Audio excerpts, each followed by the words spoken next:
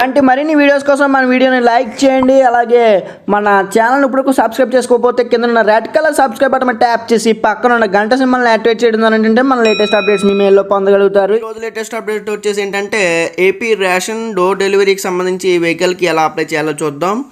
ఆంధ్రప్రదేశ్ ప్రభుత్వం తలపెట్టిన మహత్తర కార్యానికి మరొక పథకం తోడైంది. సాధారణంగా ఉన్న రేషన్ సరుకులు తీసుకోవాలంటే దగ్గర ఉన్నటువంటి రేషన్ షాప్కి వెళ్ళి అక్కడ మన వివరాలు నమోదు అయిన తర్వాత మనం రేషన్ సరుకులు తీసుకొని వెళ్తాం. కానీ ఇప్పుడు అవసరం లేకుండా మన రాష్ట్ర ప్రభుత్వం మరొక కొత్త స్కీమ్ అయితే తీసుకురాబోతుంది. ఈ స్కీమ్ ద్వారా మన రేషన్ సరుకులు మొత్తం మన ఇంటికే చేరవేయబడతాయి. ఈ సరుకులు మొత్తం ఒక 4-వీలర్ బండి పైన తీసుకొని వచ్చి మన ఇంటికి డోర్ డెలివరీ ఇవ్వనున్నారు. వీటి కోసం ఒక సరికొత్త నోటిఫికేషన్ను రాష్ట్ర ప్రభుత్వం రిలీజ్ చేసింది. ఈ నోటిఫికేషన్లో ఈ 4-వీలర్ ఎవరెవరికి ఇస్తారు అనేది ఇవ్వడం జరిగింది. ఒకసారి చూద్దాం. Andhra Pradesh state SC finance corporation ద్వారా ఈ 4-వీలర్ పంపిణీ కార్యక్రమాన్ని చేపట్టనున్నారు. అంటే ఈ 4-వీలర్స్ అన్నీ కూడా షెడ్యూల్డ్ క్యాస్ట్ కులాల వారు ఎవరైతే ఉంటారో వాళ్ళకి యువకులకు ఉపాధి కింద ఇవ్వనున్నారు. అందుకు గాను ఆయా జిల్లాలకు సంబంధించిన వివరాలు కలెక్టర్ ద్వారా నోటిఫికేషన్లో పొందుపరిచారు. ఇందులో కొన్ని ముఖ్యమైన అంశాలు చూసుకున్నట్లయితే ఈ 4-వీలర్కు అప్లై చేసుకున్న వాళ్ళకి నెలసరి ఆదాయం 10,000 కంటే తక్కువ ఉండాలి. అంటే మంత్లీ ఇన్కమ్ వచ్చేసి 10,000 బిలో ఉండాలి. అలాగే ఇంట్లో ఎవరు కూడా ఇన్కమ్ ట్యాక్స్ పేయర్స్ ఉండకూడదు, అంటే ట్యాక్స్ పే చేయకూడదు ఎవరు కూడా. అండ్ థర్డ్ పాయింట్ వచ్చేసి ఇంటి సభ్యులు ఎవరు కూడా 4-వీలర్ బండి సొంతంగా ఉండకూడదు. సో ఓన్గా 4-వీలర్ అనేది ఉండకూడదు అనమాట. అండ్ ఫోర్త్ పాయింట్ వచ్చేసి అలాగే లైట్ మోటార్ వెహికల్ లైసెన్స్ను ఖచ్చితంగా కలిగి ఉండాలి. సో లైసెన్స్ అనేది కంపల్సరీగా ఉండాలి వెహికల్కి, డ్రైవింగ్ చేయాలి కాబట్టి. మరి ఇలాంటి మరెన్నో వివరాలతో కూడిన ఒక పీడిఎఫ్ లింక్ను కూడా నేను కింద డిస్క్రిప్షన్లో ఇవ్వడం జరిగింది. మీరు అక్కడి నుంచి డౌన్లోడ్ చేసుకోవచ్చు. సో ఒకసారి ఆ ఫామ్ ఏంటి, ఆ నోటిఫికేషన్ ఏంటి అనేది ఒకసారి చూద్దాం.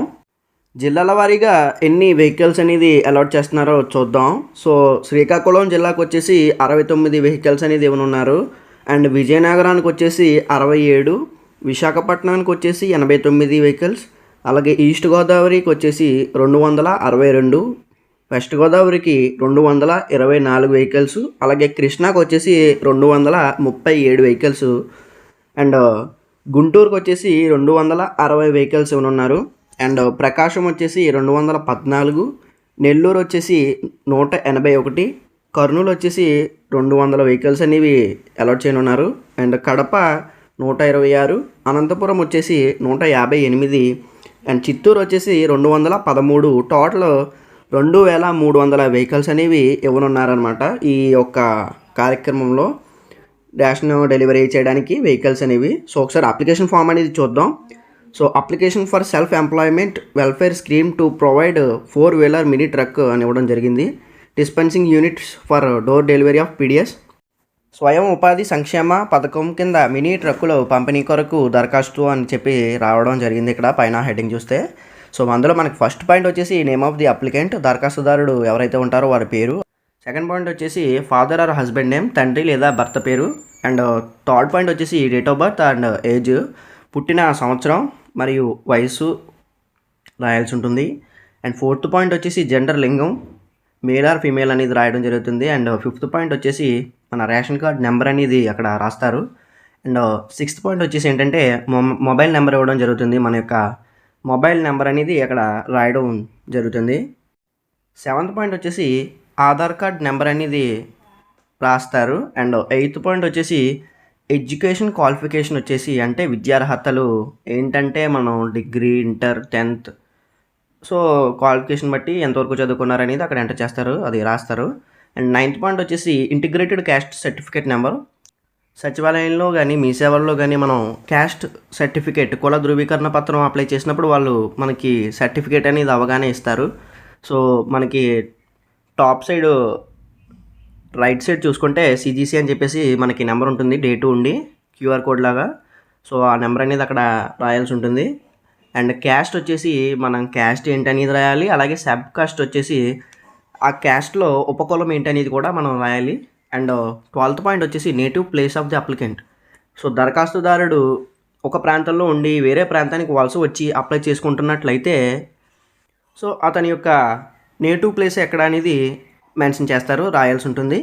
అలా కాకుండా సో అతను చిన్నప్పటి నుంచి పుట్టి పెరిగి ఊరు అది అతను ఉండి ఊరే అయితే యాస్టీజ్ మామూలుగా నేటివ్ ప్లేస్ ఏంటనేది నార్మల్గానే ఒకటే రాస్తారు. సో 13th పాయింట్ వచ్చేసి ఏంటంటే LVM driving licence number and date అనమాట. సో ఎల్విఎం అంటే light motor vehicle licence. So దాని యొక్క నెంబరు, లైసెన్స్ నెంబరు, అలాగే డేట్ అనేది మనం అక్కడ రాయాల్సి ఉంటుంది. 14th పాయింట్ వచ్చేసి ఏంటంటే బ్యాంక్ అకౌంట్ నెంబరు, మన యొక్క బ్యాంక్ అకౌంట్ నెంబర్, ఖాతా నెంబర్ అనేది మనం అక్కడ ఇవ్వాలి. అండ్ 15th వచ్చేసి మన యొక్క బ్యాంకు బ్రాంచ్ ఐఎఫ్ఎస్సి కోడ్ అనేది ఉంటుంది, ప్రతి బ్యాంకుకి ఉండడం జరుగుతుంది. మీరు కనుక బ్యాంకులో ఫస్ట్ పేజ్లో కనుక చూసుకుంటే ఐఎఫ్ఎస్సి కోడ్ అని ఉంటుంది అకౌంట్ నెంబర్ దగ్గర. సో అది కూడా అక్కడ మెన్షన్ చేయాలి. అండ్ 16th పాయింట్ వచ్చేసి monthly family income from all sources, నెలసరి కుటుంబ ఆదాయం ఎంత అనేది అక్కడ మనం రాయాల్సి ఉంటుంది. And availability of vehicles 4-wheeler, ఒకవేళ ఉంటే 4 చక్రముల బండ్లు ఎన్ని ఉన్నాయి అని చెప్పేసి ఇవ్వాలి. అలాగే వాటి యొక్క నెంబర్లు అనేవి కూడా ఇవ్వాల్సి ఉంటుంది. అండ్ 18th పాయింట్ వచ్చేసి ఏంటంటే ఎనీ గవర్నమెంట్ ఎంప్లాయ్ లేదా government pensioner in the family, అంటే కుటుంబంలో ప్రభుత్వ ఉద్యోగి కానీ ప్రభుత్వ పెన్షనర్ కానీ ఉన్నారా లేదా, ఉంటే ఉన్నారని, లేదంటే లేదు అని ఇవ్వడం జరుగుతుంది. హౌస్ అడ్రస్ అనమాట. నెక్స్ట్ మనకి ఇక్కడ 2 pages అనేవి రావడం జరుగుతుంది. ముందు చెప్పిందంతా పేజ్ 1, ఇది పేజ్ 2. పేజ్ 2లో 19th పాయింట్ వచ్చేసి డోర్ నెంబరు, మన యొక్క ఇంటి నెంబర్ రాయాల్సి ఉంటుంది. అలాగే 20th పాయింట్ వచ్చేసి వీధి పేరు, మన యొక్క స్ట్రీట్ అనేది రాయాల్సి ఉంటుంది. అండ్ 21 వచ్చేసి విలేజ్ లేదా టౌన్, అంటే గ్రామం లేదా పట్టణం పేరు. అలాగే హ్యాబిటేషన్ నేమ్, మనకి నివాస స్థలం ఏంటనేది రాయాల్సి ఉంటుంది. అండ్ 23rd పాయింట్ వచ్చేసి ల్యాండ్ మార్క్, గుర్తింపు స్థలం అనమాట. అంటే మనకి దగ్గరలో ఒక తెలిసినది, అంటే ఒక గుడి కానీ, లేదంటే ఒక బ్యాంక్ కానీ, ఒక సంస్థ కానీ, ఒక ప్రభుత్వ కార్యాలయం కానీ ఏమైనా ఉంటే మన దగ్గరలో వాటి యొక్క పేర్లు అనేది మనం రాయాల్సి ఉంటుంది, ల్యాండ్ మార్కు. లేదు అంటే వదిలేస్తాం. అండ్ 24th వచ్చేసి మండలం నేమ్, మండలం పేరు ఇవ్వాల్సి ఉంటుంది. అండ్ 25th పాయింట్ వచ్చేసి పిన్ కోడ్, మన యొక్క ఏరియా పోస్టల్ పిన్ కోడ్ అనేది ఇవ్వడం జరుగుతుంది. సో అది కూడా రాయాలి. అండ్ 26th పాయింట్ వచ్చేసి డిస్ట్రిక్ట్ నేమ్, మన యొక్క జిల్లా పేరు అక్కడ రాయాల్సి ఉంటుంది. సో తర్వాత కింద ఒక చిన్న నోట్ అనేది ఇవ్వడం జరిగింది, అదేంటనేది ఒకసారి చూద్దాం. Proof of documents pertaining to star symbol would be mandatory and which copy of the proofs must be enclosed along with the application. So పైన తెలుపబడిన వివరములతో స్టార్ గుర్తులు ఉన్నవి తప్పనిసరిగా ఫిల్ చేయాలి, మరియు వాటి యొక్క జిరాక్స్ కాపీలు అనేవి కంపల్సరీగా అటాచ్ చేయాల్సి ఉంటుంది. అండర్టేకింగ్ అని ఇక్కడ ఒకటి ఇవ్వడం జరిగింది, అది కూడా ఒకసారి చూసేద్దాం. I here by declare that all the details given are correct to the best of my knowledge. I also certify that I am not benefited under any transport sector scheme during last 5 years. In case any of the above information found to be false, I am liable for any civil and criminal actions initiated for the scheme. పైన తెలపబడిన అన్ని వివరములను నా పూర్తి పరిజ్ఞానంతో పూర్తి చేసి ధృవీకరిస్తున్నాను. తదుపరి గడిచిన 5 సంవత్సరాల్లో ఏ వాహన పథకాలలోనే లబ్ధి పొందలేదని ఇందు మూలముగా ధృవీకరిస్తున్నాను. పైన తెలిపిన వివరములలో ఏదైనా తప్పు అని రుజువైనచో ప్రభుత్వం నా పైన చేపట్టే సివిల్ మరియు క్రిమినల్ చర్యలకు బాధ్యుడగునని ఇందు మూలంగా అంగీకరిస్తున్నారు అని చెప్పేసి లాస్ట్ని అండర్టేకింగ్ ఇవ్వడం జరిగింది. సో అక్కడ పూర్తిగా అవన్నీ ఒకసారి చూసుకొని 1కి 2 సార్లు సిగ్నేచర్ ఆఫ్ ది క్యాండిడేట్ దగ్గర, దరఖాస్తుదారు ఎవరైతే ఉంటారో వాళ్ళ యొక్క సంతకం, అండ్ సిగ్నేచర్ ఆఫ్ ది గ్రామ వార్డు వెల్ఫేర్ ఎడ్యుకేషన్ అసిస్టెంట్ దగ్గర గ్రామ వార్డు విద్యా సంక్షేమాధికారి సంతకం చేసి వాళ్ళు పైకి పంపిస్తారు.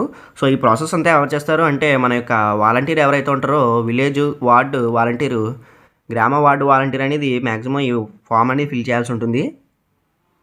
సో వాళ్ళు ఏం చేస్తారంటే ఫిల్ చేసే టైంలో వాళ్ళ యొక్క ఐడి ఉంటుంది, ID number and volunteer sign, signature అదే సంతకం, తర్వాత వాళ్ళ యొక్క మొబైల్ నెంబర్ అనేది కంపల్సరీగా అందులో రాసి దానికి సంబంధించిన జిరాక్స్ కాపీస్ ఏవైతే కావాలో వాటిని మీ దగ్గర నుంచి అడగడం జరుగుతుంది దరఖాస్తుదారుడు, అప్లికెంట్ ఎవరైతే ఉంటారో వాళ్ళని.